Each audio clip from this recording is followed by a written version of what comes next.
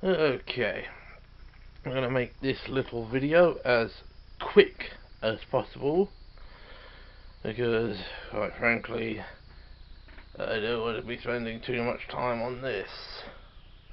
Although this is pretty much the start of a project and an experiment. Because first thing, replacing this with a refurb is currently on the scrap heap. Because what I'm going to be focusing on, as it gets back to normal, is this. And although I would have had the case to replace this by now, over the past day or so I've had a little change of heart, and I've decided to start this project off as a little experiment. As in, can this thing run a modern graphics card, except for that little GT610 it has in there, with sub-decent frame rates in games it can play? Actually, the first thing I would be doing is getting this up to Windows 7 Ultimate. While I could easily go straight to Windows 10, there does seem to be an issue, especially with my father's computer, because it doesn't seem to be getting the anniversary update. So, the first items on the agenda will be the new OS hard drive, which is actually going to be around a 240 gig SSD, and a copy of Windows 7 Ultimate. Once I get those, I'll shoehorn once I get these, the first thing I'll do is get that hard drive out that drawer, put it in, and back up the main hard drive. Well, what I need. Then I will remove it, disconnect it from the system, connect up the new hard drive, disconnect everything, connect the new hard drive, and put Windows 7 on. Though the 500 gig Samsung Spin Point is probably going to be put to one side for the time being.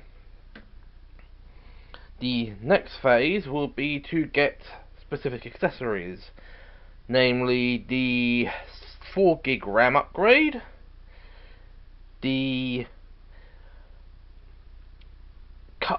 card reader, which is going to be USB now, and not which is now going to be external USB and not an internal.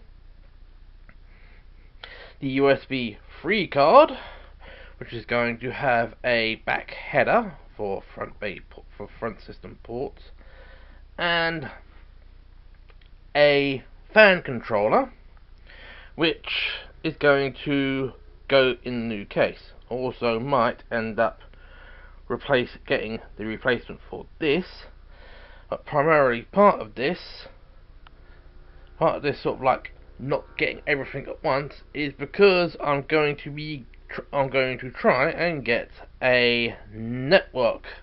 I'm going to get a network storage system, which I can actually get a decent one for base with 1 terabyte already installed for the princely sum of about £52, and it probably only cost me a couple of quid to actually go and collect it.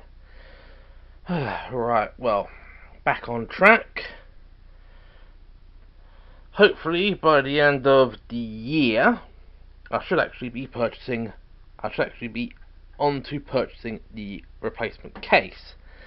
Although while I was originally going to get a Cougar Spike, it only has 4 slots, which means if I advance this project to its graphics stage, I'd lose the USB 3.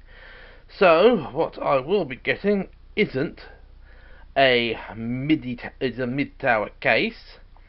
I'll be buying the case that I was originally going to put this into, the Ryzen Tech Aeneas, because that has 5 slots, and with a riser card, as long as the fans on the graphics card don't interfere with it, I can easily run a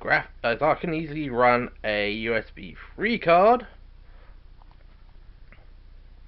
without any issues, which leads me to the last part and what I will be doing in the new year, which will quite frankly cement what graphics card I will be putting in the budget build. And normally the rule is you spend more on your graphics card than you do on your processor.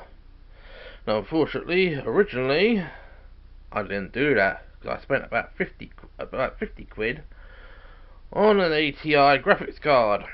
Unfortunately, I had to send it back because it wasn't playing nice on the monitor. So instead of spending less money on low-end graphics card, what I will be getting for this system is an RX 460. Yeah, I'd say depending on the cost, I'll probably end up getting the higher capacity model. I'll be getting a 4 gig, not a 2 gig. And I'll probably be getting the same card for the budget build, because, well, if I stick with my AM3 principles, it will still cost more than the processor.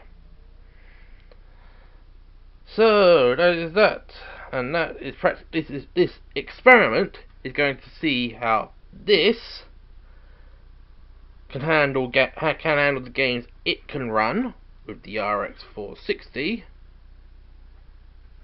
and in comparison to what probably a 6-core processor can do with probably more RAM and the same graphics card. So that's going to be my project for the next year, because once I get the graphics card, it's going to be a second one purchased, and all the parts for the budget build that get to be purchased. Although I've already got the case. So that's it. That's this project now well and truly underway, because once I get this up to Windows 7 at least, this can at least take the strain from that. So, time to shut this down, see if my father's desktop has finished downloading those updates, and, well, see if it'll actually download an anniversary update.